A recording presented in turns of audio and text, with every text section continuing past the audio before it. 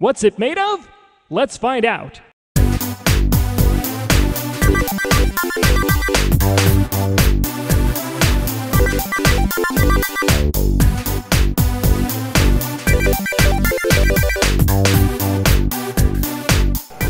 Hi, I'm Eric Miller from Northwestern University's NUANCE Center, and you're watching What's it made of? the YouTube show where we take normal, everyday objects and put them in an electron microscope in order to find out what different elements our sample is composed of. Today, we want to look at something I know you've had your hands on a lot. Coins. Specifically, coins made here in America. So, let's go over the major players. First, we have a 1-cent piece that looks copper.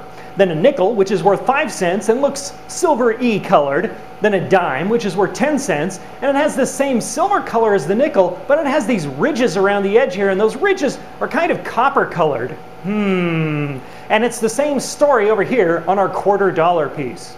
So we're going to start with the bottom with the 1-cent piece and work our way up. So let's find out What it's made of! Okay, I took a new-ish 1-cent piece, mounted it in plastic, and polished one side of it completely off. Well, we can see what color the surface is, but the inside is a completely different color. It's a dull silver, not copper colored. Well, this is kind of weird, so let's put it in the electron microscope and find out what the story is. And looking at the edge of the coin here, we can see a thin copper layer, round about 40 micrometers thick, about the same thickness as a human hair. But we can see the rest of this coin is not copper, but zinc. So what's up with that? Up until 1982, 1-cent pieces were all copper. I can prove that by taking one minted in 1980 and polishing it like we did the newer coin, and we can see pretty clearly that it is all copper colored all the way through. The question is, why make the change? Well, making it out of solid copper turned out to be too expensive, so the bulk of the coin was replaced with cheaper zinc. But it still has this copper coating, so visually it looks the same. But that coating is pretty thin, so making the composition of this entire coin about 97.5% zinc. Okay, let's move on to our silver-colored coins now. Just to make sure that these are a solid structure and not something with a coating over it like our last coin, I'm going to cut all of these in half. Starting with the nickel, without doing any polishing, I can see that this looks pretty much the same all the way through. But let's put it in the microscope just to see what we get. It looks like we're really only picking up two things here, copper and nickel. And these are the two bestest friends in the world of metals. So doing some analysis, we get about 75% copper and 25% nickel.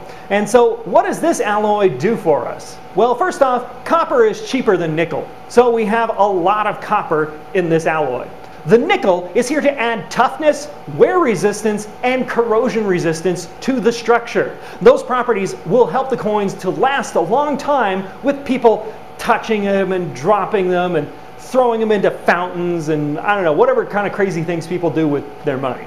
Next up we have a dime, and while the face of this coin looks like it's made of the same stuff as the nickel, if I look in the middle here, we can see what appears to be a sandwich of two silver layers with a copper colored layer in the center. So once we put it in the SEM, we can determine what's up with this coin. Well, if we make a map, we're picking up nickel on the surface of the coin, but not here in the middle. The only other element we're picking up is copper. So let's see how that comes out. Wow! So it looks like the front and the back of the surfaces of the coin, we have the 75-25 copper nickel alloy that our nickel was made out of, but in the middle here, it's 100% copper. So what could the reasons behind that possibly be? Well, as we said before, copper is cheaper than nickel. And the middle part of the coin doesn't need to be hard and wear resistant like the surfaces do because it's all covered up. So by just making the surface layers with the copper nickel alloy, it'll make the overall coin cheaper to manufacture. So with that said, why isn't the nickel made like that? You know, with the layers? I have no clue whatsoever. But if we go off the line, we can see all the other coins here are made in this same way that the dime is, with a copper core sandwiched between two copper nickel surfaces.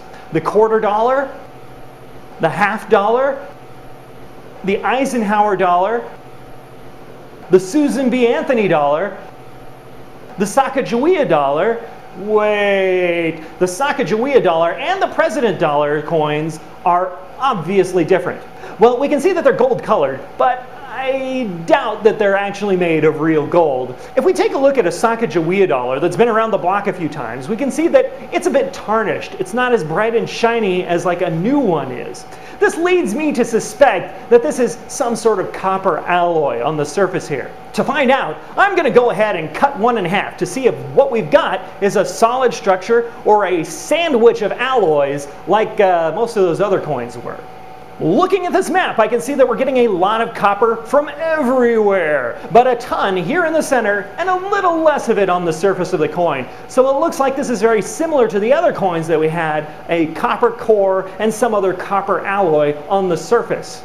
So what are the other things that we're picking up here in the surface? Well, we have zinc, which technically makes this a brass. But we're also picking up manganese and nickel in the surface layer of the coin. This is great because I don't even need to guess at the percentages of the composition, since the US Mint website actually tells us exactly what it is. 77% copper, 12% zinc, 7% manganese, and 4% nickel, which is roughly what I got out of my own analysis. And that to me sounds like a manganese brass. And what is special about that? Well, manganese brass is known for having good wear resistance, which, like we said earlier, was something we totally need out of a coin. So there we have it. Fascinating! If you have something you want us to take a look at, then just put it in the comments section below. From Northwestern University's Nuance Center, I'm Eric Miller, and we'll see you next time.